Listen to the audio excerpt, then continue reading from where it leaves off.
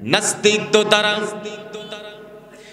যারা দুনিয়ার কোনো ধর্মকে মানে না, ইসলাম ধর্ম মানে না, খ্রিস্টান ধর্ম মানে না, বৌদ্ধ ধর্ম মানে না, দুনিয়ার কোনো ধর্মকে যারা না মানে তাদেরকেই নাস্তিক বলা হয়। কথা কোন ঠিক কিনা? কিন্তু দুঃখের বিষয় হলো আজকের নাস্তিক বেঈমান যারা, এরা একমাত্র শুধুমাত্র ইসলাম ধর্মের বিরুদ্ধে কটূক্তি করে, নামাজ নিয়ে কটূক্তি করে, আল্লাহর বিরুদ্ধে কটূক্তি করে, বিশ্বনবীর বিরুদ্ধে কটূক্তি করে। সুতরাং আজকের এই তাফসীরুল কোরআন মাহফিল থেকে দীপ্ত কণ্ঠে আওয়াজ দিতে চাই, আমরা আওয়ামী লীগ বুঝি না, বিএনপি বুঝি না, জামাত বুঝি না, হেফাজত বুঝি না, আমরা বুঝি আল্লাহ, আমরা বুঝি কোরআন, আমরা বুঝি ইসলাম, আমরা বুঝি বিশ্বনবী জনাবে মুহাম্মদুর রাসূলুল্লাহ সাল্লাল্লাহু আলাইহি ওয়াসাল্লাম। এই চার জিনিসের বিরুদ্ধে কোনো বেয়াদব যদি কটূক্তি করে, সমস্ত শক্তি দিয়ে নাস্তিক বেঈমানদেরকে প্রতিহত করব। রাজি আছে মুসলমান? লিল্লাহি তাকবীর। নাহমাদুহু ওয়া নাস্তাঈনুহু ওয়া নাস্তাগফিরুহু ওয়া নাউযু বিল্লাহি মিন শুরুরি আনফুসিনা ওয়া মিন সাইয়্যাতি আ'মালিনা। মান ইয়াহদিল্লাহু ফালা মুদিল্লা লাহু ওয়া মান ইউদ্লিলহু ফালা হাদিয়া লাহু। ونشهد أن لا إله إلا الله وحده لا شريك له ونشهد أن سيدنا وحبيبنا ومولانا محمدا عبده ورسوله الذي أرسله بالحق بشيرا ونذيرا وداعيا إلى الله بإذنه وسراجا منيرا. أما بعد فقد قال الله تعالى في كلامه المجيد والفرقانه الحميد. أعوذ بالله من الشيطان الرجيم. بسم الله الرحمن الرحيم. ولما توجه تلقاء مدين قال عسى ربي أن يهديني سواء السبيل. ولما ورد ماء مدين وجد عليه أمة من الناس يسقون ووجد من دونهم امرأتين تذودان قال ما خطبكما قالتا لا نسقي حتى يصدر الرعاء وأبونا شيخ كبير. صدق الله المولانا العظيم وصدق النبي الكريم. ونحن على ذلك من الشاهدين والشاكرين والحمد لله رب العالمين وقال الشاعر العلام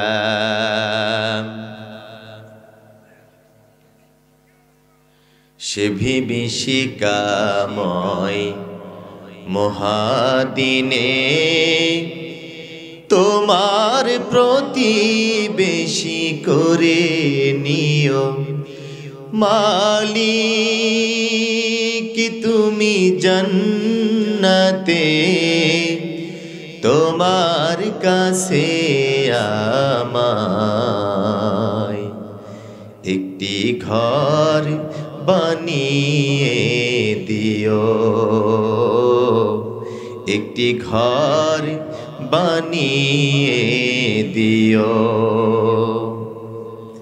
যেদিন কেহ আসবে না কারো কোনো কাজে যেদিন পাপী পাপের বোঝাই মরবে না যে যেদিন কেহ আসবে না কারো কোনো কাজে যেদিন পাপী পাপের বোঝাই মরবে না যে পুলসিরাত পার হতে গিয়ে পিছলে যাবে কত পথিক আবার কেহ পুণ্য নিয়ে পার হয়ে যাবে ঠিক ঠিক সে মহাদিনে মহাক্ষণে সে মহাদিনে মহাক্ষণে পার করে তুমি দিও মালিক তুমি জান্নাতে তোমার কাছে আমায় একটি ঘর বানিয়ে দিও একটি ঘর বানিয়ে দিও একটি ঘর বানিয়ে দিও বলগল উলা বিকামালিহি কশফত তুজা বিজামালিহি হসনত জমি খিসালিহি सल्लु अलैहि हुनाए फुल तो बुलबुल का तरन्नुम भी न हो जमने दहर में कलियों का तबस्सुम भी न हो बलगल उला बिकमालिही कशफत दुजा बिजमालिही हसनत जमी खसालिही सल्लु अलैहि अल्लाहुम्मा आमीन रब्बना ज़लमना अनफुसना व इन लम तगफिर लना व तरहमना लनकूनन्ना मिनल खासिरिन रब्बुल आलामीन अल्लाह ताआला আজকের এই মাহফিলের যারা আয়োজন করলো যেই যুবকেরা শ্রম দিল বুদ্ধি দিল অর্থনৈতিক সহযোগিতা করলো রব্বুল আলামিন মেহেরবানি করে প্রত্যেক যুবককে আল্লাহ তুমি কবুল আর মঞ্জুর করে নাও আল্লাহ তাআলা তোমার যেই বান্দা বান্দিরা কোরআন শোনার জন্য ঠান্ডা মাটির মধ্যে বসে গেল কিয়ামতের দিন মুসিবতের সময় এ মাহফিলকে সকলের জন্য তুমি নাজাতের উসিলা বানাইয়া দাও ربنا تقبل منا إنك أنت السميع العليم وتب علينا ইন্নাকা আনতাত তাওয়াবুর রহিম।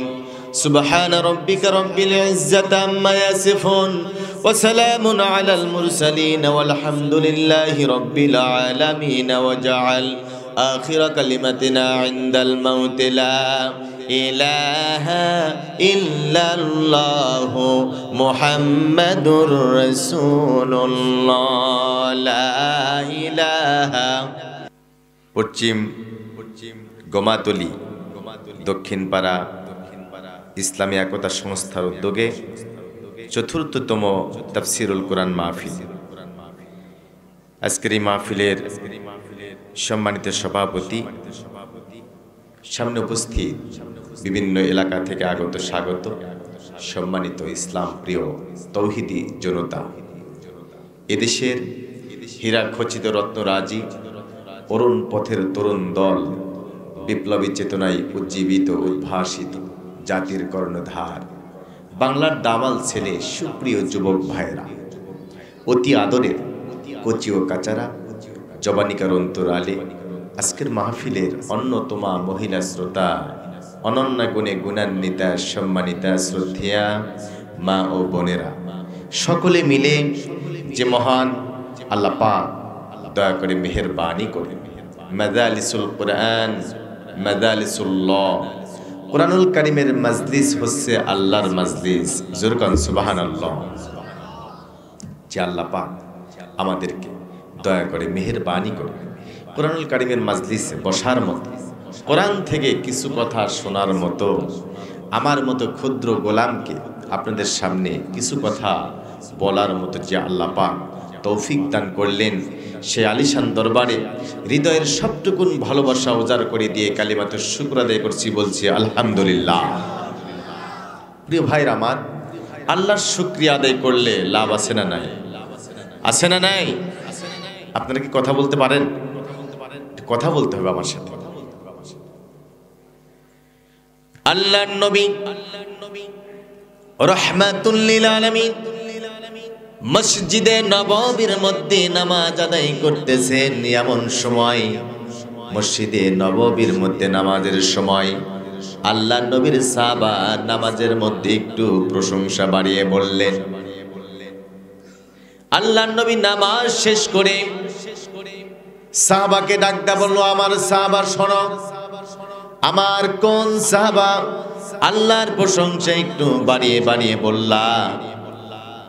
আল্লাহ নবীর সাহাবা ভয় পেয়ে গেল, টেনশনের মধ্যে পড়ে গেল, চিন্তার মধ্যে পড়ে গেল।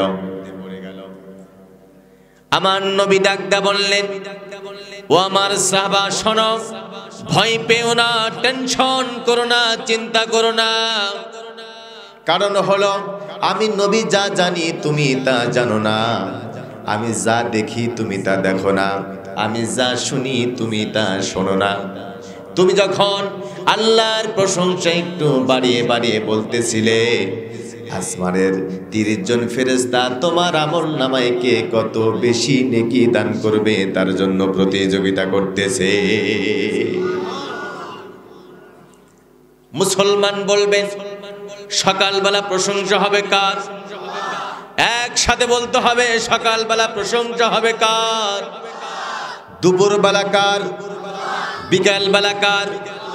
সকালবেলা মসজিদ থেকে যখন মুয়াজ্জিন আজান দিয়ে দেয়, বলেন তো মুসলমান ভাইরা, এই আজানে আপনাদের ঘুমটা ভাঙ্গে নাকি মরার কোকিলে?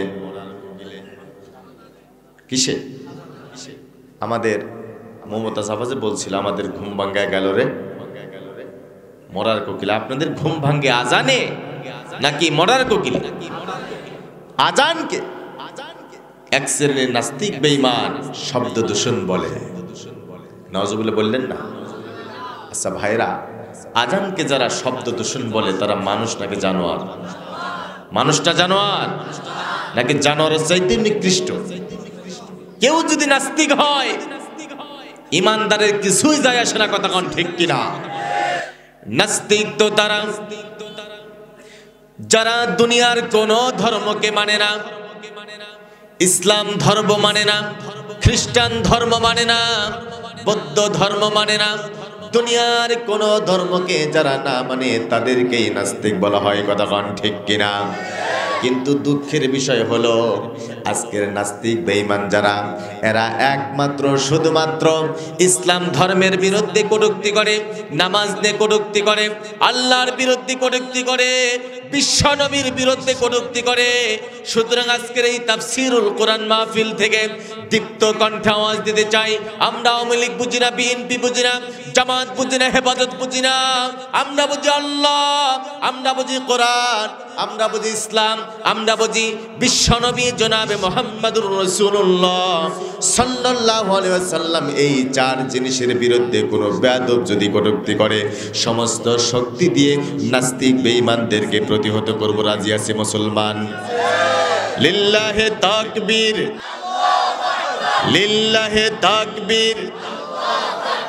আমি দরুদ সালাম নবী মুকাররম যাকে আল্লাহ পাক পাঠিয়েছিলেন, অসহায়, নির্যাতিত, নিষ্পেষিত, বঞ্চিত, মানবতার মুক্তির কল্যাণ, ৬,৬০০ মাইল দূরের সোনার মদিনা, সবুজ গম্বুজের নিচে আমার নবী শুয়ে আছেন। ৬,৬০০ মাইল দূরের এই প্রান্ত থেকে যদি আপনি আল্লাহর নবীর দরবারে দুরূদ শরীফ পেশ করতে পারেন, আল্লাহ রাব্বুল আলামিন ফেরেশতার মাধ্যমে দরুদগুলি সোনার মদিনা নবী পাকের রওজা মুবারকে পৌঁছায়া দিবে। মান আহাব্বা লিল্লাহি ওয়া আবগাদা লিল্লাহি ওয়া আতা লিল্লাহি ওয়া মানআ লিল্লাহি ফাকাদ ইসতাকমালাল ঈমান। সুতরাং আজকের এই তাফসীরুল কোরআন মাহফিল থেকে আমার নবীর দরবারে হৃদয় নিংড়ানো ভালোবাসা দিয়ে, হৃদয় নিংড়ানো ভালোবাসা দিয়ে সংক্ষিপ্ত দরুদ পেশ করছি। সকলে বলছি সাল্লাল্লাহু আলাইহি ওয়াসাল্লাম।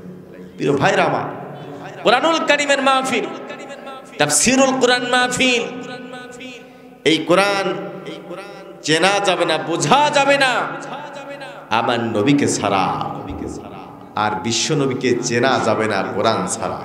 সুবহানাল্লাহ। আম্মা জান হযরত আয়েশা রাদিয়াল্লাহু তাআলা আনহা যেই হুজরার মধ্যে বসবাস করতেছিলেন, আল্লাহর নবী সেই হুজরার মধ্যে ইন্তেকাল করলেন। সমস্ত সাহাবা আজমাইনরা সর্বসম্মতি জ্ঞাপন করলো, আল্লাহর নবী যেই হুজরার মধ্যে ইন্তেকাল করেছেন ওখানেই তাকে দাফন করা হবে। আল্লাহর নবীকে দাফন করা হলো। হযরত আয়েশা ডাকতে বলল, ওগো আল্লাহর নবীর সাহাবারা শোনো, এই হুজরার সঙ্গে আমার অনেক স্মৃতি বিজড়িত হয়ে আছে। আল্লাহর নবীর একপাশে এই হুজরার মধ্যেই জীবনটা কাটিয়ে দিতে চাই। আমার মুসলমান ভাইরা, আল্লাহর নবীর সহধর্মিনী হযরত আয়েশা রাদিয়াল্লাহু তাআলা আনহা আল্লাহর নবীর কবরের একপাশে অবস্থান করতে লাগলেন। দিন যায়, রাত যায়, অনেক দিন পরে কিছু গ্রাম্য বিদুইন চলে আসলো। আল্লাহর নবীর সহধর্মিনী আম্মা জান হযরত আয়েশা রাদিয়াল্লাহু তাআলা আনহা তাকে ডাকতে বলল, আম্মা কাইফা খুলুকুন নবিয়্যি সাল্লাল্লাহু আলাইহি ওয়াসাল্লাম, ওগো মা বলেন তো আল্লাহর নবীর স্বভাব কেমন ছিল, কেমন করে কথাবার্তা বলতো, কেমন তার চরিত্র ছিল। আম্মা জান ডাকতে বলল, ও গ্রাম্য বেদুইনরা, তোমরা কি আল্লাহর কোরআন পড়তে পারো না? গ্রাম্য বেদুইনগুলা ডাকতে বলল, হ্যাঁ হ্যাঁ কোরআন পড়তে পারি, কোরআন শুধু পড়তেই পারি না, এই কোরআনুল কারীম আমরা বুঝতেও পারি।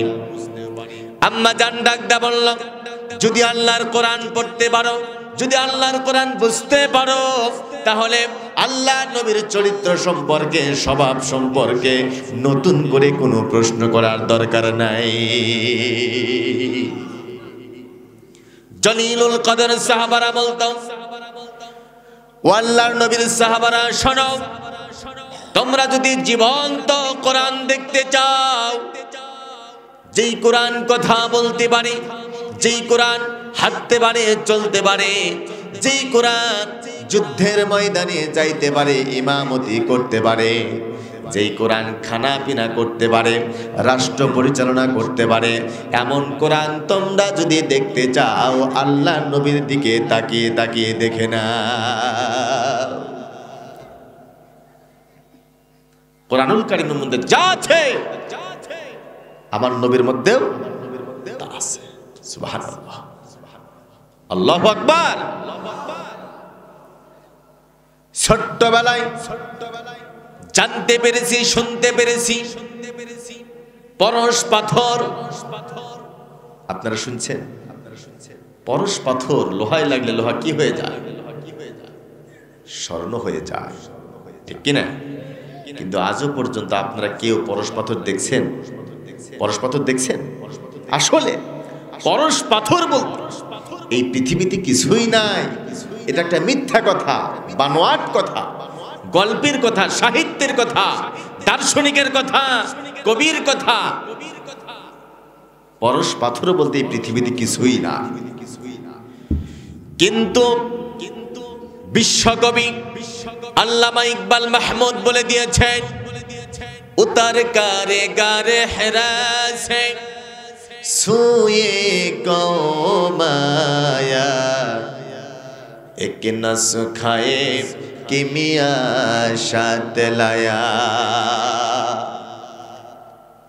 আল্লাহর নবী গারে হেরার মধ্য থেকে এমন একটা পরশমণি আনলেন, এই পরশমণির ছোঁয়া যারা পেয়ে গেল, ডাকাত ডাকাতি ছেড়ে দিল, চোর চুরি ছেড়ে দিল, সন্ত্রাসী ছেড়ে দিল, লম্পট লম্পটগিরি ছেড়ে দিল। যার সঙ্গে পরশমণির ছোঁয়া লেগে গেল, দুনিয়ার মধ্যে যেন এক একজন আল্লাহর ওলি হয়ে গেল। প্রিয় ভাইরা, সুবহানাল্লাহ বললে লাভ আছে না নাই? আছে না নাই? আল্লাহর নবী বলেন, আল্লাহর কোন গোলাম যদি একবার বলে সুবহানাল্লাহ, 7 আকাশ এবং 7 জমিনের মধ্যে যত ফাঁকা জায়গা আছে, এই ফাঁকা জায়গাগুলা পূরণ করার জন্য যত নেকির প্রয়োজন আল্লাহ রাব্বুল আলামিন অত পরিমাণ নেকি তার আমলনামায় দিয়ে দেয়। আর একটা হলো লা ইলাহা ইল্লাল্লাহ। আল্লাহর নবী বলেন, আল্লাহর কোন গোলাম যদি একবার বলে লা ইলাহা ইল্লাল্লাহ,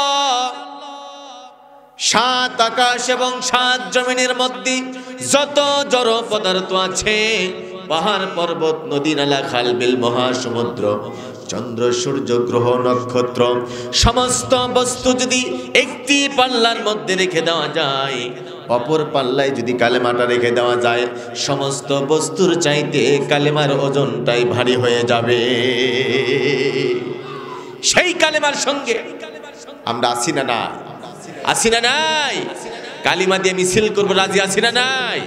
ইনশাআল্লাহ। কোরআনুল কারীম যখন নাজিল হতে লাগলো,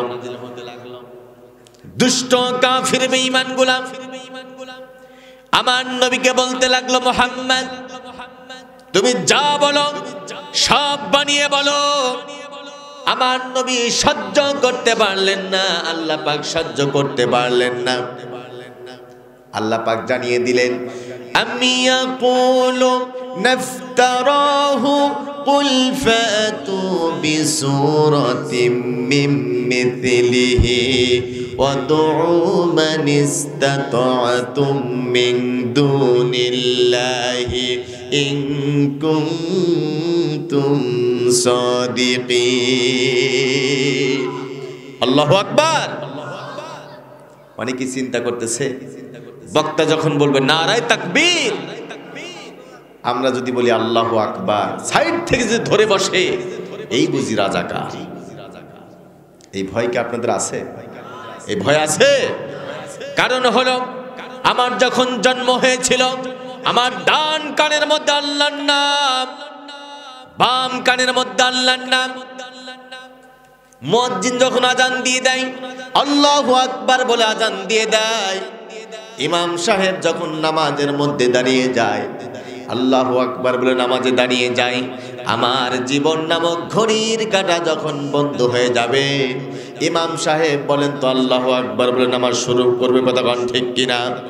সুতরাং মুসলমান মনে রাখবেন যে আল্লাহু আকবারের সঙ্গে আমার জন্ম থেকে মৃত্যু পর্যন্ত যে আল্লাহু আকবারের সঙ্গে আমার সম্পর্ক ওতপ্রোতভাবে জড়িয়ে আছে, মাঝখান থেকে কোনো নাস্তিক বেঈমান আমাদের বুকটা চিরে আল্লাহু আকবার স্লোগানটা চুরি করে নিয়ে যাবে, এমন চোরের জন্ম আজও পর্যন্ত বাংলার জমিনে হয় নাই, কতক্ষণ ঠিক কিনা?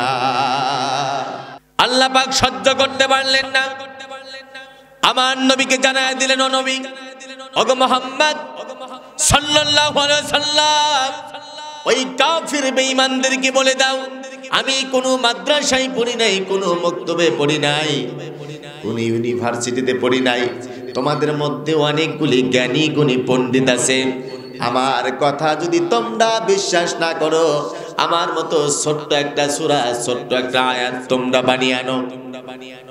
এই কথা বলার সঙ্গে সঙ্গে দুনিয়ার সমস্ত কাফির বেঈমানগুলা চুপ হয়ে গেল, আর কথা বলতে পারলো না। কারণ হলো আমার নবী নিজের নামে একটা কথাও তিনি বলেন নাই, তিনি যা বলেছিলেন তা ছিল ওহী, কতক্ষণ ঠিক কিনা? আল্লাহ পাক সুন্দর করে জানিয়ে দিয়েছেন, মা ইয়ানতিকু আনিল হাওয়া ইন হুয়া ইল্লা ওয়াহয়ুন ইউহা। আমার নবী প্রবৃত্তিকে অনুকরণ করে একটা কথাও তিনি বলেন নাই, তিনি যা বলেছেন তা ছিল ওহী। আল্লাহ রাব্বুল আলামিন আমার নবীকে যা বলতে বলেছেন জাতির সামনে তিনি তাই বলেছেন, জোরে কান সুবহানাল্লাহ। এটা একটা আজিম কিতাব, মুহাজিম কিতাব। কি কিতাব? এই আজিম কিতাবের মাহফিলে মাজলিসে বসে আপনারা খুশি না বেজার? খুশি না বেজার?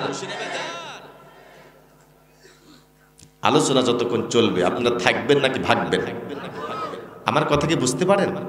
বুঝতে পারেন? কারা কারা ভাগবেন দুই হাত তোলেন।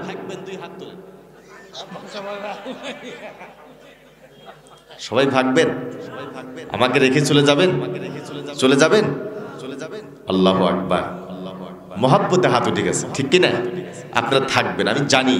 কক্সবাজারের মানুষ, কক্সবাজারের মাটি ইসলামের ঘাঁটি, কথা মান ঠিক কিনা?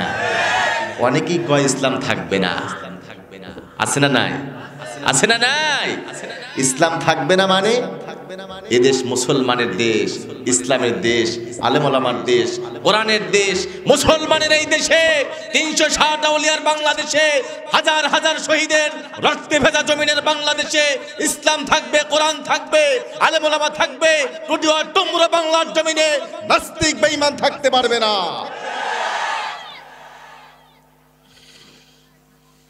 আমার মুসলমান ভাইরা, কুরআনুল কারীম একটা আজিম কিতাব। ইন্না সামি'না কুরআনান আজাবাই ইয়াহদি ইলার রুশদি ফাআমান্না বিহি। আল্লাহু আকবার। এই কথাগুলো ছিল দুষ্ট জিনদের। কাদের? দুষ্ট জিনদের। এই দুষ্ট জিনগুলা হযরতে দাউদ আলাইহিস সালামের কণ্ঠে জাবর শুনল, হেদায়েত লাভ করতে পারলো না। এই দুষ্ট জিনগুলা হযরতে মূসা আলাইহিস সালামের জামানায় তাওরাত শুনল, হেদায়েত লাভ করতে পারলো না। এই দুষ্ট জিনগুলা হযরত ঈসা রূহুল্লাহর কণ্ঠে ইনজিল কিতাব শুনল, কিন্তু হেদায়েত লাভ করতে পারলো না। এই দুষ্ট জিনগুলা চলে আসলো আমার নবীর জামানায়, যার সম্পর্কে আল্লাহ রাব্বুল আলামিন জানায় দিলেন, ওয়ামা আরসালনাকা ইল্লা রাহমাতাল লিল আলামিন। আমার নবী শুধুমাত্র মুসলমানদের জন্য রহমত না, আমার নবী হিন্দুদের জন্য রহমত, খ্রিস্টানের জন্য রহমত, আমার নবী বৌদ্ধদের জন্য রহমত, আমার নবী সাদা কালো মানুষের জন্য রহমত, আমার নবী লম্বা মানুষের জন্য রহমত, খাটো মানুষের জন্য রহমত, আমার নবী কীট পতঙ্গ এমনকি দুনিয়ার সমস্ত পশু পাখির জন্য রহমাতুল লিল আলামিন। সেই নবীজির জামানায় এই দুষ্ট জিনগুলা চলে আসলো। মুসলমান ভাইরা হাজার হাজার বয়স হেদায়েত লাভ করতে পারে নাই। আল্লাহর নবীর বাড়ির পাশ দিয়ে রাতের বেলায় আকাম কুকাম করে এই দুষ্ট জিনগুলা রওনা করলো। কোরআন তেলাওয়াত শুনে থমকে দাঁড়িয়ে গেল।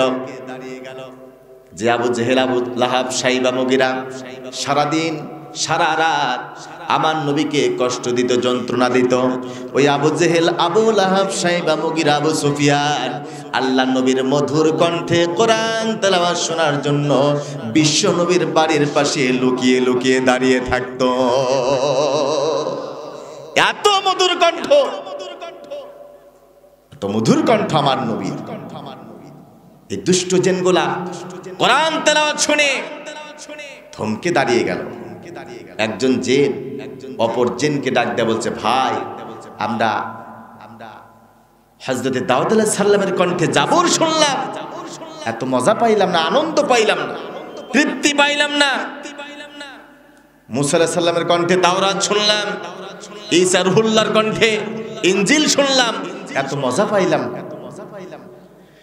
আজকে এমন তেলাওয়াত শুনলাম, আমাদের অন্তর বলে, আমাদের জান বলে, হৃদয় বলে, মন বলে, ঈমান গ্রহণ না করে, হেদায়েত গ্রহণ না করে আমরা বাড়ি পর্যন্ত যাইতে পারবো না।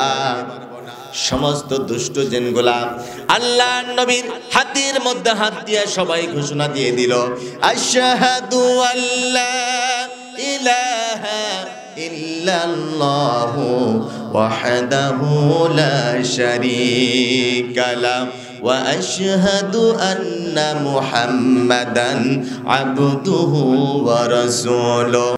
আমার বন্ধুগণ, ও মুসলমান ভাইরা, ও যুবকেরা, শোনো, তোমার জন্য ইসলাম, তোমার জন্য।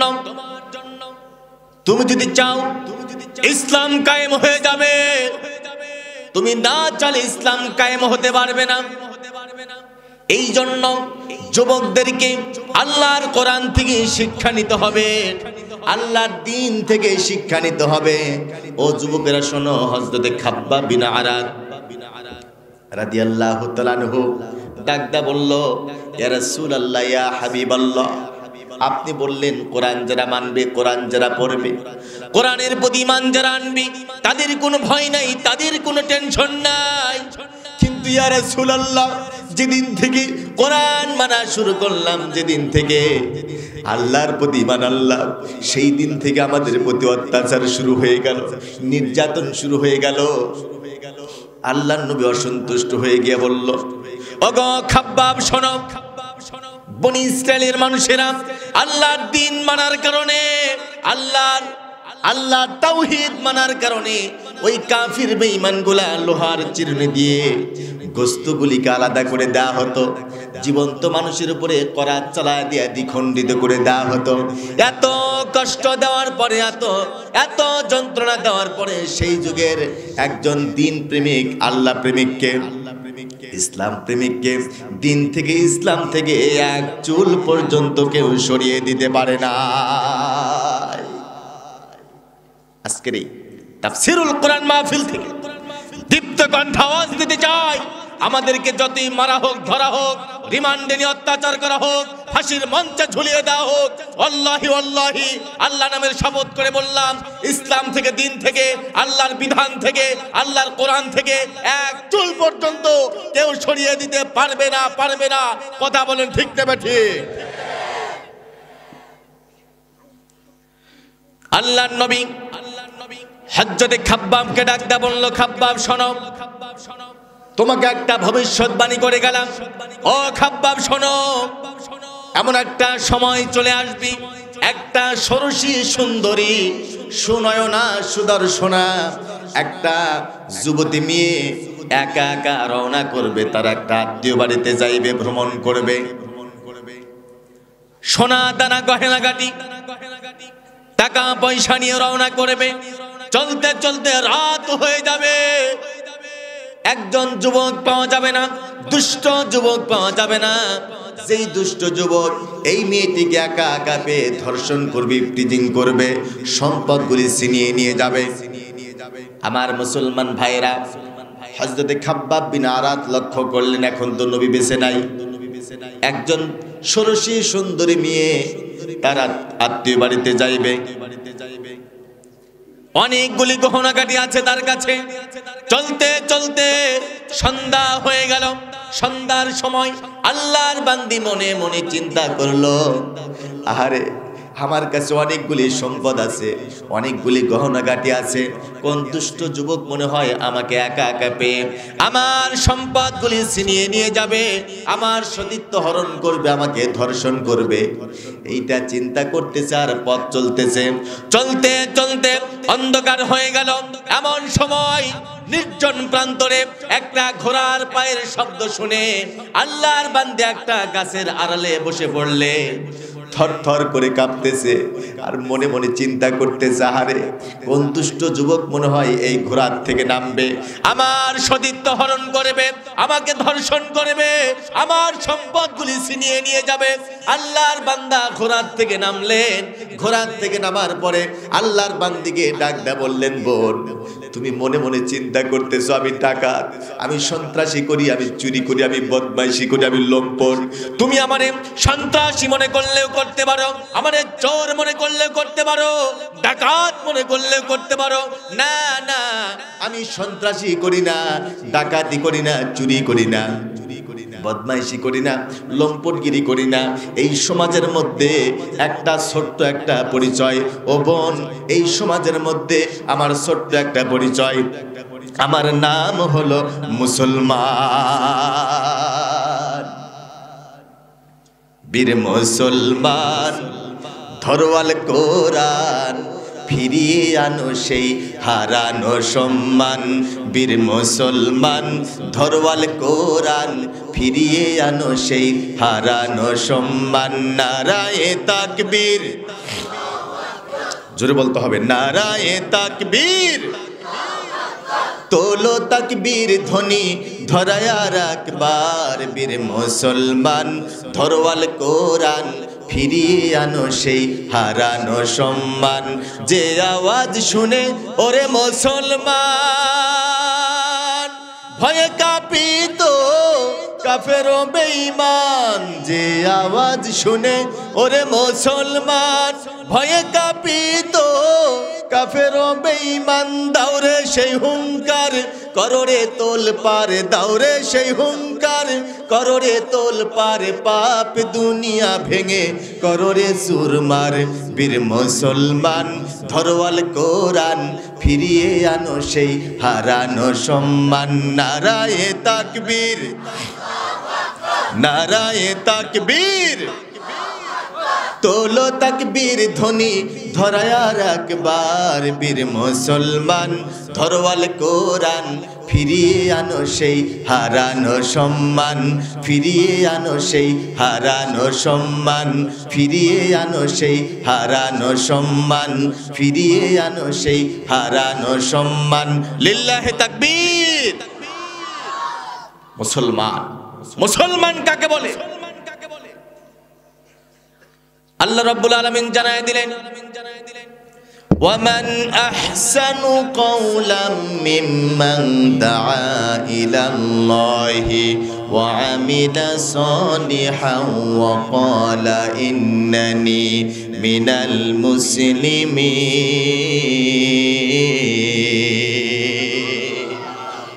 তার কথার চাইতে কার কথা উত্তম হতে পারে?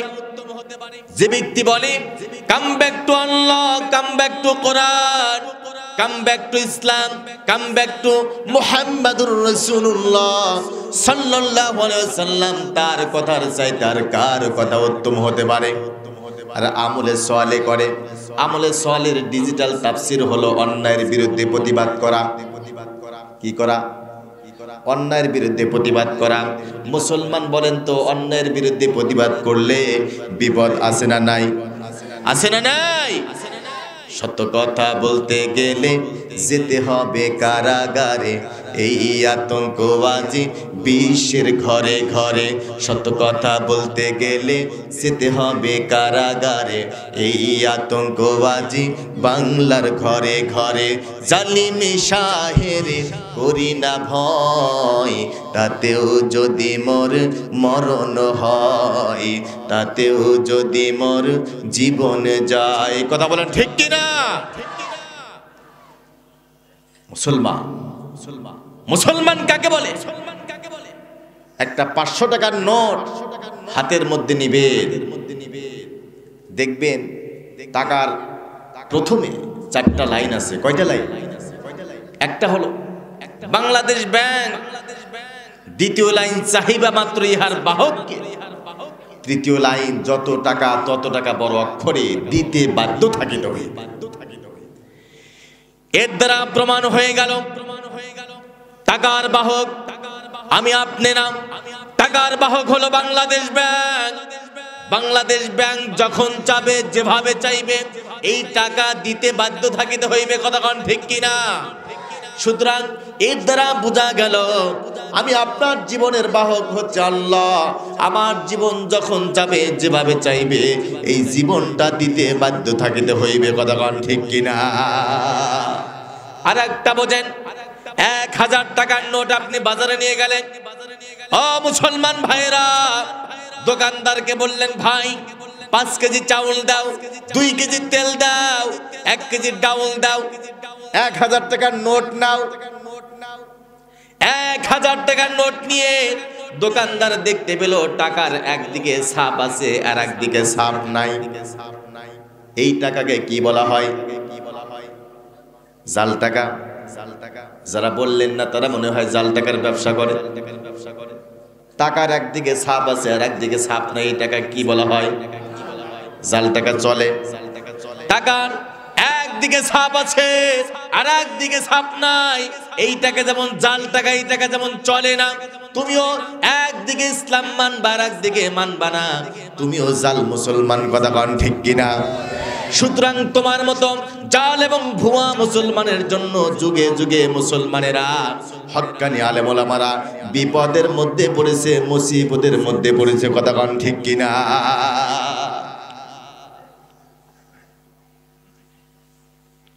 কোরআনুল কারীম সূরা কসাস আমি 22 নম্বর আয়াতে কারিমাতি থেকে তিলাওয়াত করেছি। বিষয় হলো কোরআন যদি মানে কেউ, তাওহীদের দাওয়াত যদি কেউ দেয়, বিপদ মুসিবত অত্যাচার জুলুম দেশান্তর নির্বাসন ফাঁসির মঞ্চ, এই অত্যাচারগুলি তার জীবনে চলে আসবে। ও যুবক ভাইরা, আল্লাহ রাব্বুল আলামিন জানায় দিলেন ওয়ালাকুম ফিহা মা তাশতাহি আনফুসুকুম ওয়ালাকুম ফিহা মা তাদউন। আল্লাহ পাক জানিয়ে দিলেন বান্দা শোনো, এই দুনিয়ার মধ্যে আমার দরবারে যা চাইবা সব পাইবা না। আখিরাতের ময়দানে আমার দরবারে তুমি জান্নাতের মধ্যে যা চাইবা সব দিয়ে দেব।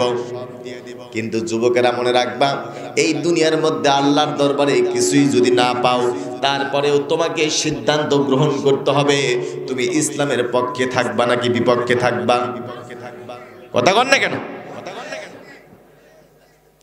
ইসলামের পক্ষে যদি থাকেন, রক্ত দেওয়া লাগতে পারে, রিমান্ডে যাওয়া লাগতে পারে, শহীদ হওয়া লাগতে পারে, অত্যাচারিত হওয়া লাগতে পারে, ফাঁসির মঞ্চে ঝোলা লাগতে পারে, এরপরেও যদি আপনি ইসলাম মানতে পারেন, আমার ভাইরা আল্লাহ পাক জানিয়ে দিয়েছেন বান্দা, এইভাবে তুমি ইসলাম মানতে মানতে যদি, কোরআন মানতে মানতে যদি আমার দরবারে চলে আসতে পারো, ও বান্দা তোমার চুল দাড়িগুলি যদি সাদা করে আমার দরবারে আসতে পারো, ওই কিয়ামতের ময়দানে তোমার চেহারাটা নুরানি বানায় দিয়া আমি আল্লাহ রাব্বুল আলামিন তোমার জন্য জান্নাতুল ফিরদাউস বরাদ্দ করে দেব।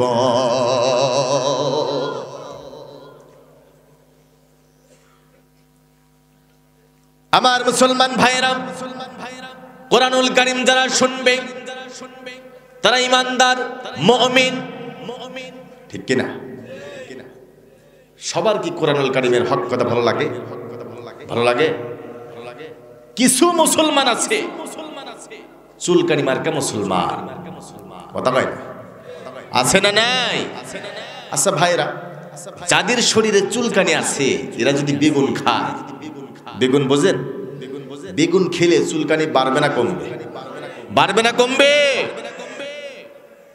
যার শরীরে চুলকানি নাই সে যদি বেগুন ক্ষেতের মধ্যেও বসবাস করে চুলকানি হবে না।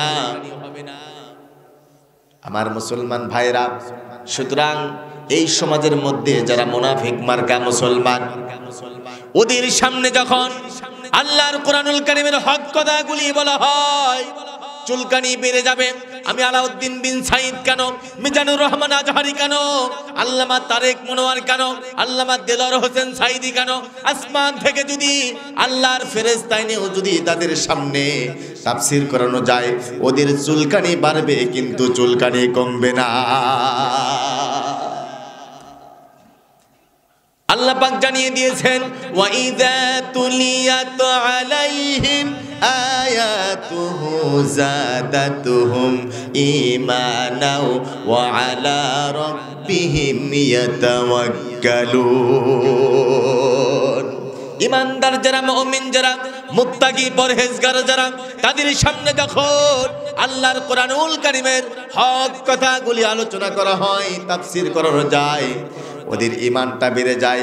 ঈমান বাড়ার সঙ্গে সঙ্গে দুনিয়ার কোনো তাগুতের সামনে মাথা নত করে না, একমাত্র শুধুমাত্র আল্লাহর দরবারে তারা মাথা নত করে। জোরে কোন সুবহানাল্লাহ।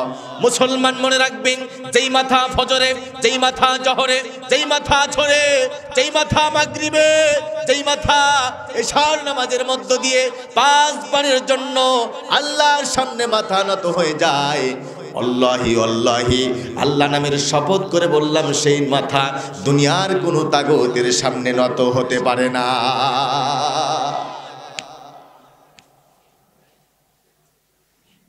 Milk is an ideal food. দুধ হচ্ছে আদর্শ খাবার। দুধ কি খাবার? আদর্শ খাবার। অনেকগুলি ভিটামিন দিয়ে আল্লাহ পাক এই দুধ তৈরি করলেন। কিন্তু যাদের পেটের মধ্যে আমাশা আছে এরা যদি দুধ খায় আমাশা বাড়বে না কমবে? বাড়বে না কমবে? আমাশার রোগী যেমন দুধ হজম করতে পারে না, সহ্য করতে পারে না, তেমনি এই সমাজের মধ্যে মুনাফিক মার্কা মুসলমানেরাও আল্লাহর কোরআনুল কারীমের হক কথাগুলি সহ্য করতে পারে না। কথা কোন ঠিক কিনা? উহুদের ময়দান থেকে আব্দুল্লাহ ইবনে উবাই মুনাফিকদের সর্দার সৈন্য নিয়ে ভেগে গিয়েছিল, ইসলামী আন্দোলনকে স্তব্ধ করতে পারে নাই। আজ যারা বাংলার জমিন থেকে আলেমদেরকে মেনে ধরে ফাঁসির মঞ্চে ঝুলিয়ে দিয়ে বাংলার জমিন থেকে কোরআন এবং সুন্নাহর প্রভাব মুক্ত করতে চাচ্ছে, ইতিমধ্যে প্রমাণিত হয়েছে ইসলামের সৈনিক যারা, আল্লাহর কোরআনুল কারীমের সৈনিক যারা বাংলার প্রত্যেকটা অঙ্গ প্রত্যঙ্গ নিয়ন্ত্রণ করতে পারে তারা। কথা কোন ঠিক কিনা?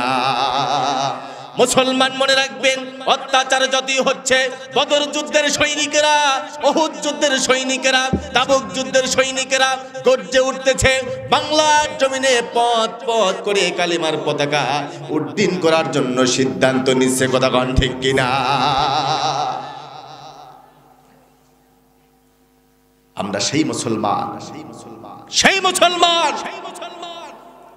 খরস্রোতা টাইগ্রিস নদীর উত্তাল তরঙ্গমালা পেরিয়ে আফ্রিকার ভূখণ্ডে কালিমার পতাকা উড্ডীন করেছে। আমরা সেই মুসলমান। আমাদেরকে মারতে চাও, ধরতে চাও, গুম করতে চাও, গুপ্ত হত্যা করতে চাও, সিক্রেট মার্ডার করতে চাও, আমাদেরকে ফাঁসির মঞ্চে ঝুলিয়ে দিতে চাও, তোমরা মনে রাখবা আমরা সেই মুসলমান। এই মুসলমানকে শত শতবার পরীক্ষা করেছে, সেই পরীক্ষায় প্রমাণ হয়েছে মুসলমান জীবন দিতে জানে, অত্যাচারিত হতে জানে, রিমান্ডে যেতে জানে, ফাঁসির মঞ্চে ঝুলতে জানে, বাতিলের সামনে মুসলমান মাথা নত করতে জানে না। কথা কোন ঠিক কিনা?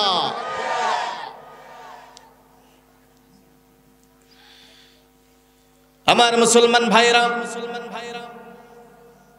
আল্লাহর নবী হযরতে মূসা আলাইহিস সালাম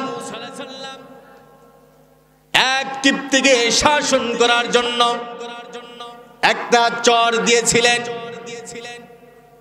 এক চরে দুনিয়া থেকে বিদায় নিল। বনি ইসরাইলের মানুষগুলা ডাকডা বলল, ওগো মূসা, প্রাণ যদি বাঁচাইতে চাও, জান যদি বাঁচাইতে চাও, এই দেশ ছেড়ে অন্যত্র চলে যাও। হযরতে মূসা আলাইহিস সালাম কোথায় যাইবে, কার বাড়ি যাইবি, কোনো ডেস্টিনেশন নাই, কোনো গন্তব্য নাই। নিরুদ্দেশ্যের উদ্দেশ্যে রওনা করলেন। আল্লাহ পাক জানিয়ে দিলেন, ওয়ালাম্মা তাওয়াজ্জাহা তিলকা মাদিয়ানা ক্বালা আসা রাব্বি আন ইয়াহদিয়ানি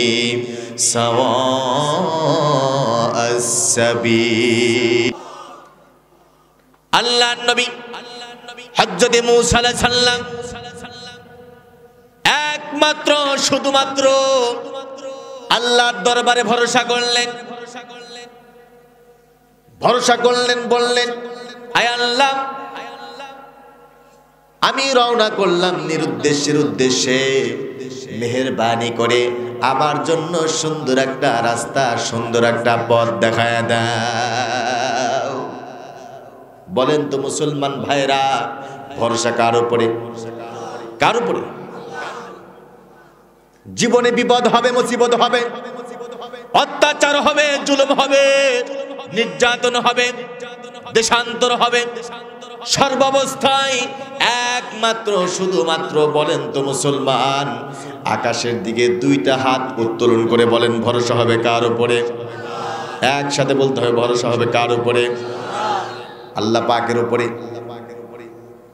হযরতে আম্মার ইসলাম গ্রহণ করার কারণে, তাওহীদ মানার কারণে আবু জেহেল সরকার, জালেম সরকার মারতে জমিনের মধ্যে বেহুশ করে দিল। মা সুমাইয়াকে ডাক দেয়া বলা হলো, সুমাইয়া, তোমার সন্তানকে বুঝায় দাও, ইসলাম ছেড়ে দিক, কালেমা ছেড়ে দিক, আল্লাহর দ্বীন ছেড়ে দিক। মা সুমাইয়া তার কলিজার টুকরা সন্তানকে ডাক দেয়া বলল, বাবা শোনো, আবু জেহেল ইসলাম ছাড়তে বলে, কোরআন ছাড়তে বলে, আমি তোমার মা, আমি তোমার মা ডাক দেয়া বললাম, বাবা, তোমার দেহের মধ্যে এক বিন্দু রক্ত থাকতে, এক বিন্দু নিঃশ্বাস থাকতে আল্লাহর বিধান ছাড়বা না, কোরআন ছাড়বা না, মুহাম্মদ সাল্লাল্লাহু আলাইহি ওয়াসাল্লামকে ছাড়বা না। আবু জেহেল চিন্তা করল, সুমাইয়াকে কি জন্য কি বললাম আর কি বলল। হযরতে সুমাইয়াকে মারতে বেহুশ করে দুনিয়া থেকে বিদায় করে দিল। আরে হযরতে ইয়াসির ৮৬ বছর বয়স, হযরতে ইয়াসিরকে ডাকা হলো, ও ইয়াসির, কালেমা ছাড়বা কিনা, দ্বীন ছাড়বা কিনা, আল্লাহর কোরআন ছাড়বা কিনা? যদি না ছাড়ো, তোমার স্ত্রীকে হত্যা করে দেওয়া হয়েছে, তোমার সন্তানকে হত্যা করা হবে। হযরত ইয়াসির ডাক দেয়া বলল, আবু জেহেল সরকার শোনো, আমাকে আমার জীবনে এক বিন্দু রক্ত থাকতে, এক বিন্দু নিঃশ্বাস থাকতে আল্লাহর কালেমা, আল্লাহর দ্বীন এক মুহূর্তের জন্য ছাড়তে পারবো না। জোরে কান সুবহানাল্লাহ। হযরত ইয়াসিরের দুই পায়ের মধ্যে দুইটা রশি বেঁধে দিয়া দুই দিকে হাঁকায় দেওয়া হলো। ও যুবক ভাইরা শোনো, ইসলাম মানলে কি বিপদ চলে আসতে পারে। দুই দিকে দুইটা উটকে হাঁকায় দেওয়ার পরে পায়ের দুই পায়ের মধ্য দিয়ে চিরতে শুরু হয়ে গেল। একবারের জন্য হযরত ইয়াসির ডাক দেয়া বলল, না আবু জেহেল, আমারে মাফ করে দে, ইসলাম ছাড়বো, কোরআন ছাড়বো, আল্লাহর দ্বীন ছাড়বো। একবারের জন্য মাফ চাইল না। আবার মুসলমান ভাইরা চিরতে বুক পর্যন্ত চলে আসলো, রক্তে রঞ্জিত হয়ে গেল গোটা শরীর। বুকের মধ্যে আল্লাহ আল্লাহ জপতেছে আর জবান দিয়ে জপতেছে, লা ইলাহা ইল্লাল্লাহ ইল্লাল্লাহু মুহাম্মাদুর রাসূলুল্লাহ। মিশরের জামান নাসের জালেম সরকার হযরত সৈয়দ কুতুবকে বন্দী করলো, জেলখানার মধ্যে রেখে দিয়া ডাক দেওয়া হলো, পাগলা কুকুরগুলিকে পাঠায় দিল হত্যা করার জন্য। আর কর্মীগুলিকে ডাক দেওয়া বলল, যাও যাও ওই সৈয়দ কুতুবের রুমের মধ্যে পাগলা কুকুরগুলি পাঠিয়ে দিয়েছি, দেখো কি আচরণ করে, কিভাবে হত্যা করে একটু দেখে আসো। এই কর্মীগুলা গিয়ে দেখল আল্লাহর বান্দা হযরত সৈয়দ কুতুব আল্লাহর দরবারে সিজদা দেয়, আর চতুর্দিকে পাগলা কুকুরগুলি দাঁড়িয়ে দাঁড়িয়ে পাহারা দেয়। ভরসা কার উপরে? কথা বলতে হবে কার উপরে?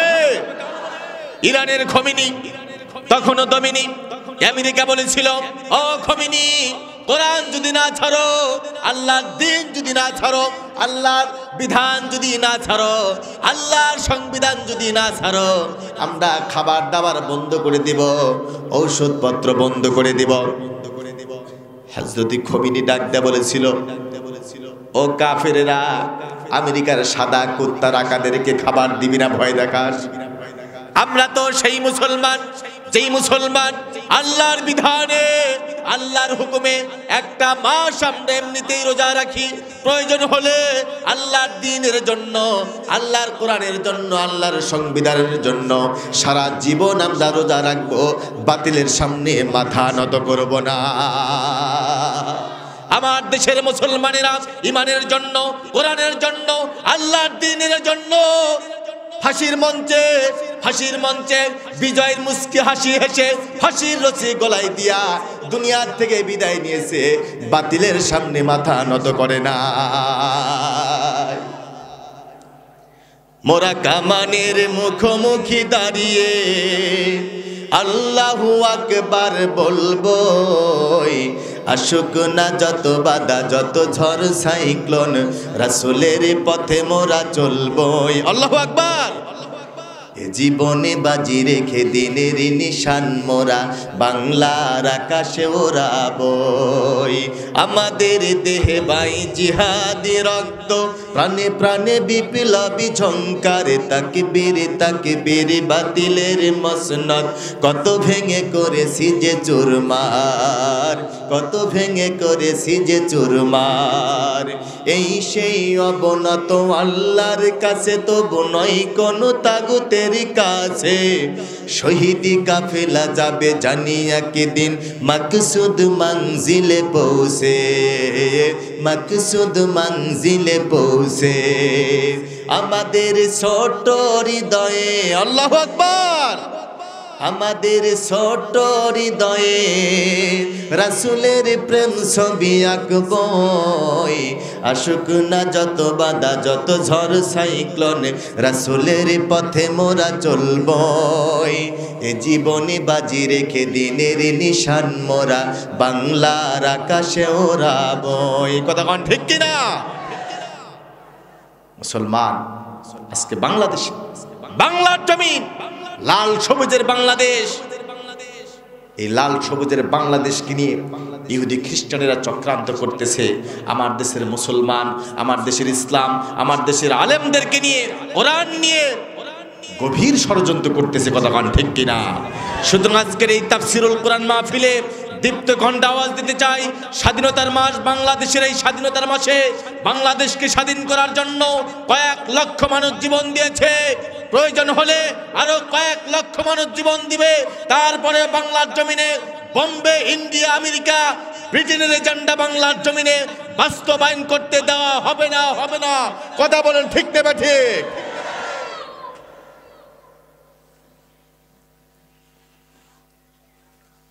আমার মুসলমান ভাইরা বিপদের মধ্যে পড়লেন। আমার নবী, বিশ্ব নবী, রাহমাতুল লিল আলামিন জনাবে মুহাম্মদুর রাসূলুল্লাহ সাল্লাল্লাহু আলাইহি ওয়াসাল্লাম যেই রাত্রে হিজরত করবে, মা ফাতেমা বেড়া ফাঁক করে তাকিয়ে দেখলেন খোলা তলোয়ার নিয়ে দাঁড়িয়ে আছে। আমার নবীর পা মোবারক জড়ায় ধরে বলল, আব্বা ঘর থেকে বের হবেন না, কাফির বেঈমানগুলো হত্যা করবে। আমার নবী ডাকডা বলল, ফাতেমা শোনো, আল্লাহর উপর ভরসা করে ঘর থেকে বের হয়ে যাব। এই দুনিয়ার কোনো কাফির বেঈমানগুলা বিন্দু মাত্র ক্ষতি করতে পারবে না।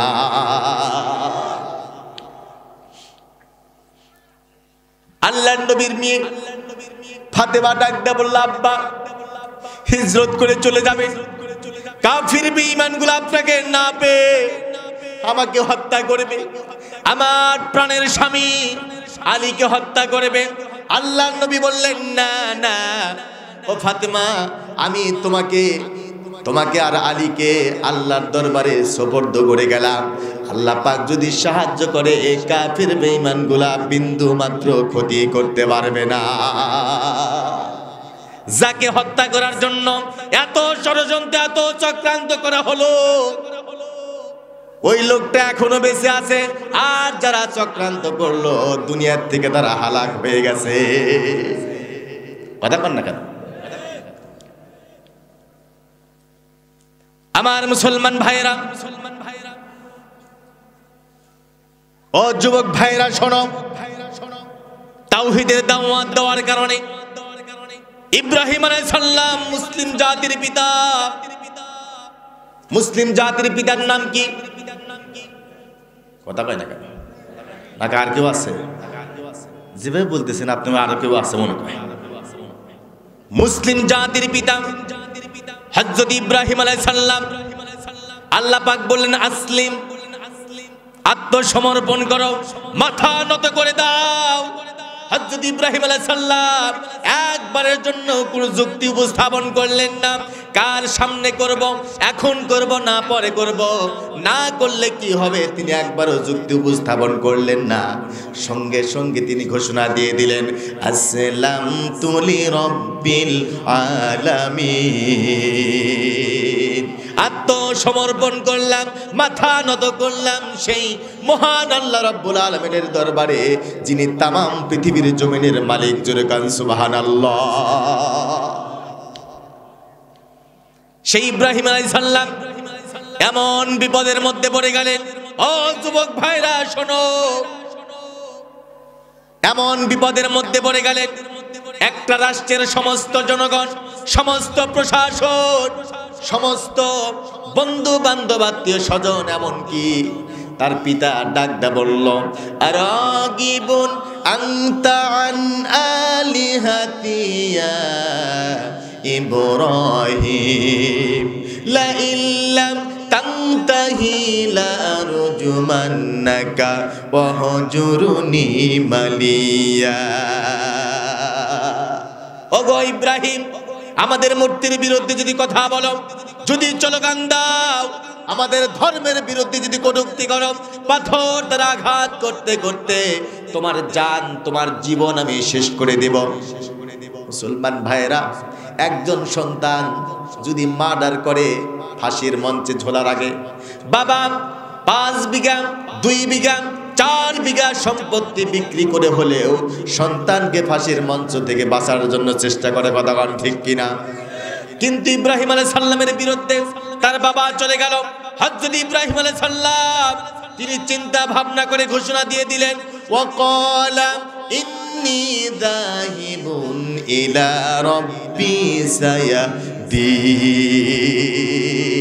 আমি চললাম আমার রবের দিকে, আমার রব আল্লাহ রাব্বুল আলামিন সুন্দর একটা রাস্তা দেখায় দিবেন।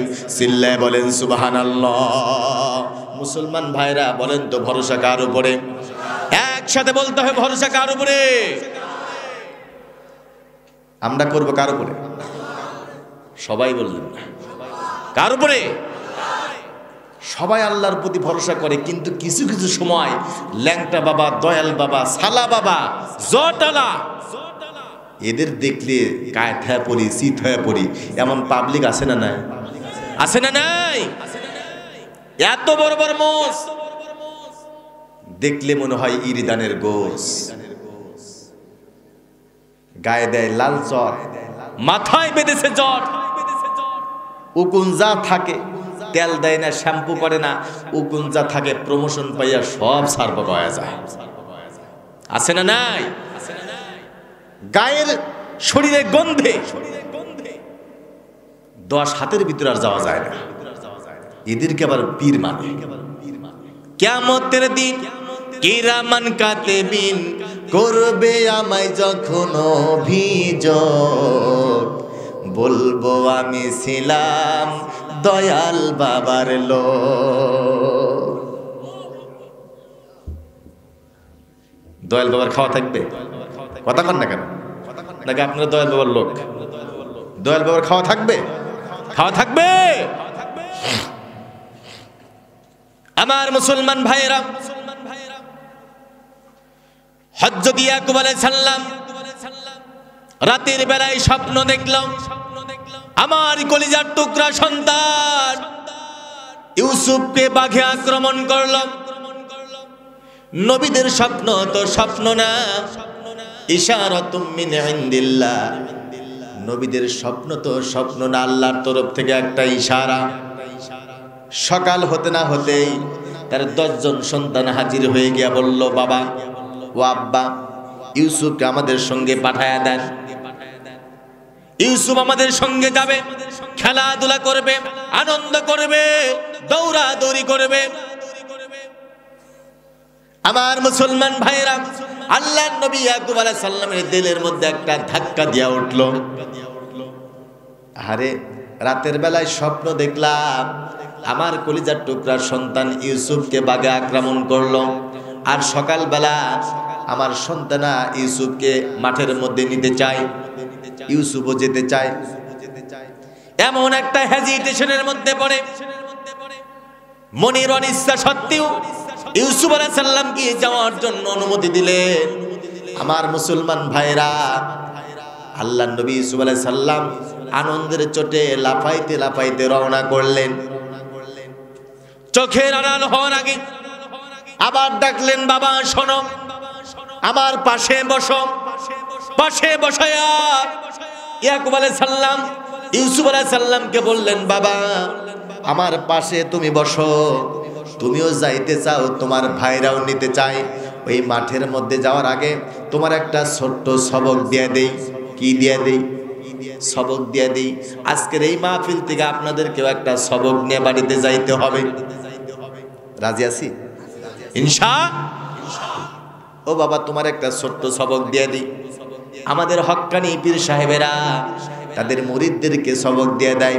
সকালে 500 তাসবিহ, দুপুরে 500 তাসবিহ, বিকালে 500 তাসবিহ দেয় কি দেয় না?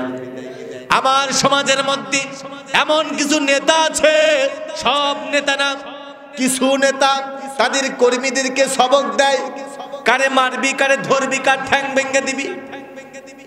কথা পাই না? এমন নেতা কি এখানে আছে? আমার মুসলমান ভাইয়েরা,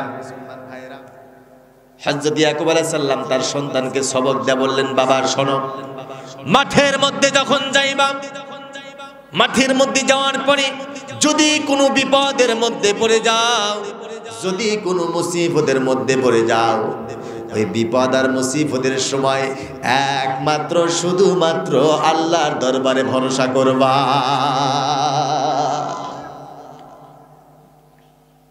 ভরসা কার উপরে? কার উপরে? খলিফাতুল মুসলিমিন আবু বকর সিদ্দিক রাদিয়াল্লাহু তাআলা আনহু জামানায় রোমান সম্রাট মিস্টার ফিদা, আপনারা বিরক্ত হচ্ছেন? ওঠাউঠি করে কেন? এক জায়গায় মাহফিলে গেলাম, কয় হুজুর 3 নাম্বার। কয় নাম্বার? 3 নাম্বার বললাম। আরে 1 নাম্বার 2 নাম্বার বুঝলাম, 3 নাম্বার তো বুঝলাম না। কয় হুজুর বিড়ি খাবো। বিড়ি? বিড়ি বুঝেন? সিগারেট, বিড়ি খাবো। কার কি বিড়ির নেশা হয়েছে নাকি? যারা উঠবে চিন্তা করবে যে বিড়ির নেশা হয়ে গেছে। আর যদি সেটাও না মনে করেন, বুঝে নেবেন এটা চুলকানি মার্কা মুসলমান, চুলকানি আছে। ঠিক কিনা? কেউ উঠবেন না। খলিফাতুল মুসলিমিন আবু বকর সিদ্দিক রাদিয়াল্লাহু তাআলা আনহুর জামানায় রোমান সম্রাট মিস্টার ফিডার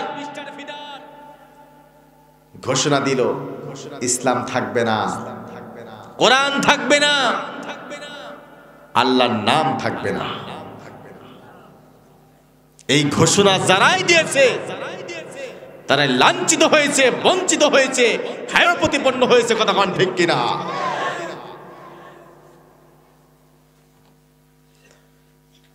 আমার মুসলমান ভাইয়েরা, খলিফাতুল মুসলিমিন হযরত আবু বকর সিদ্দিক রাদিয়াল্লাহু তাআলা আনহু রোমান সম্রাট মিস্টার ফিডার তার সৈন্যের মোকাবেলা করার জন্য হযরত জেরারের নেতৃত্বে এক বিশাল মুসলিম বাহিনী প্রেরণ করল, ক্ষুদ্র একটি মুসলিম বাহিনী প্রেরণ করল। ও মায়েরা বোনেরা, পর্দার অন্তরালের মায়েরা বোনেরা শোনো, ইসলামের জন্য শুধু পুরুষেরাই কাজ করে নাই, মায়েরা বোনেরাও কাজ করেছে। কথা কোন ঠিক কিনা? আজকে আমার মায়েরা বোনেরা ইসলামের জন্য কখন কাজ করবে সময় নাই, এমন ব্যস্তর ব্যস্ত, সকালেও জলসা, বিকালেও জলসা, স্টার জলসা। আপনাদের এলাকায় আছে? এখানে নাই? নাই? মাশাআল্লাহ। আমার মায়েরা শোনো,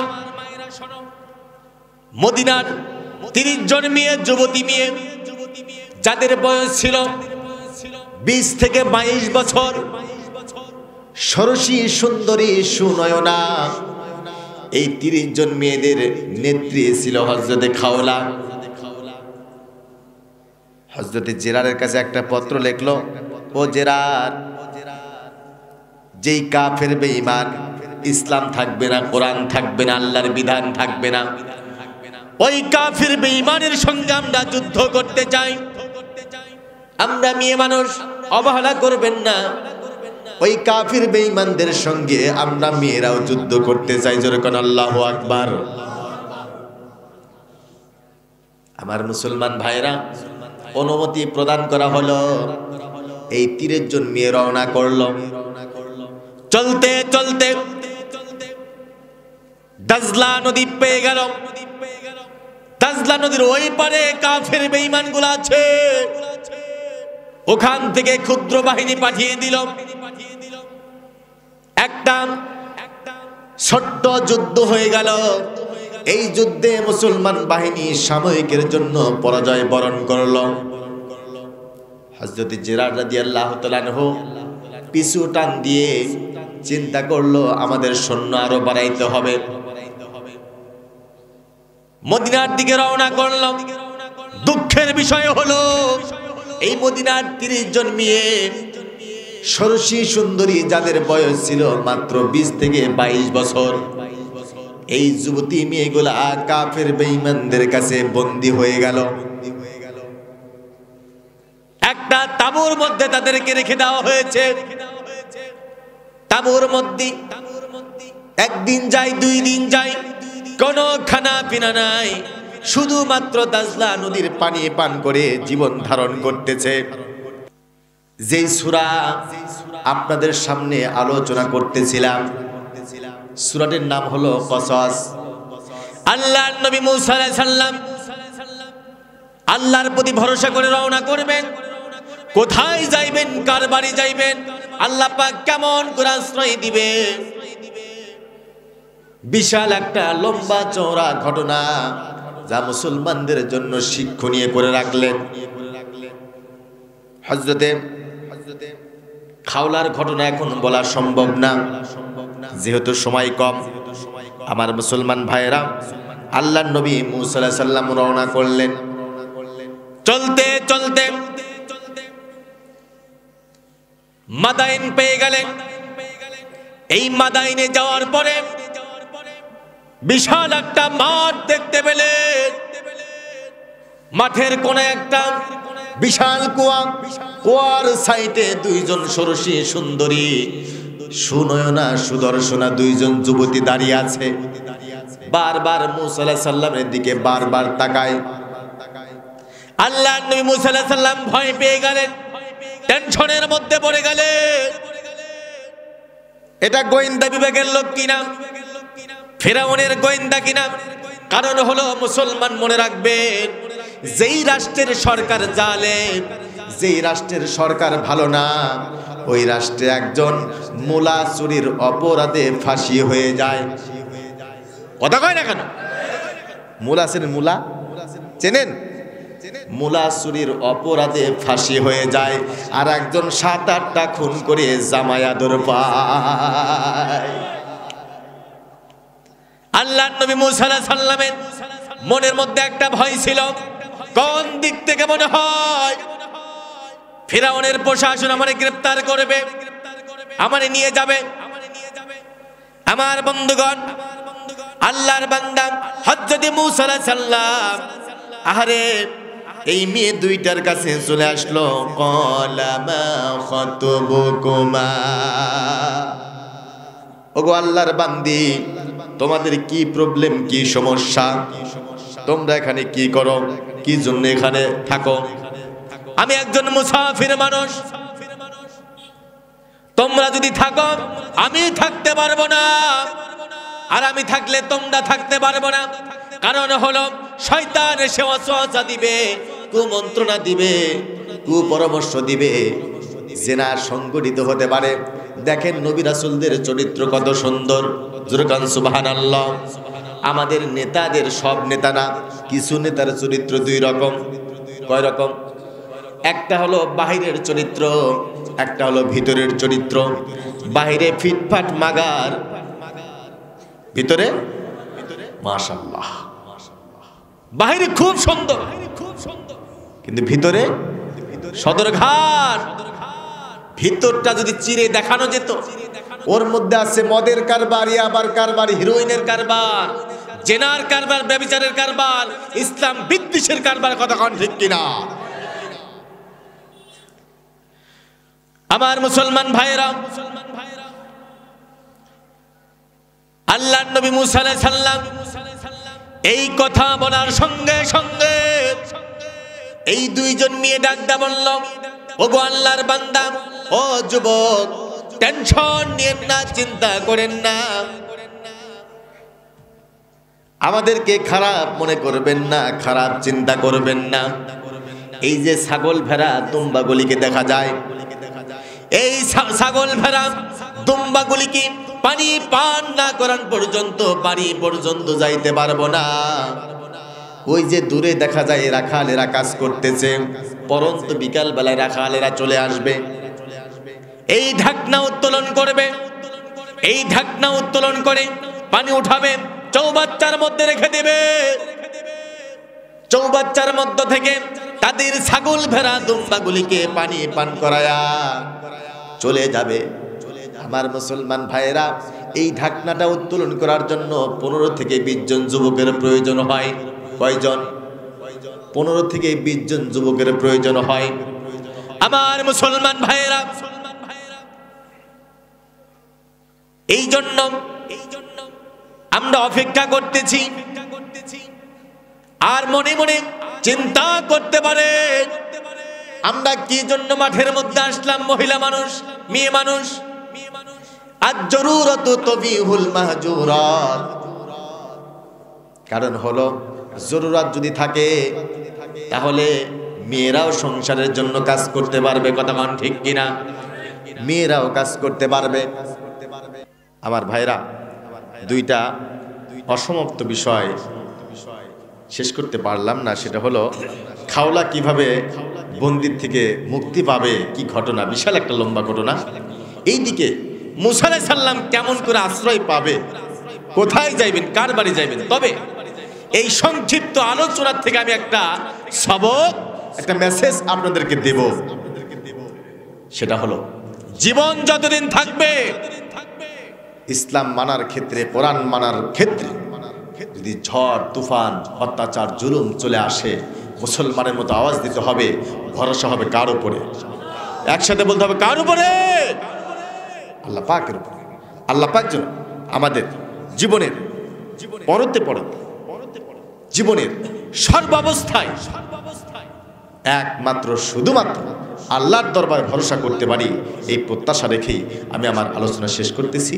ওয়া আখির দাওয়ানা আলহামদুলিল্লাহি রাব্বিল আলামিন। আসসালামু আলাইকুম ওয়া রাহমাতুল্লাহ।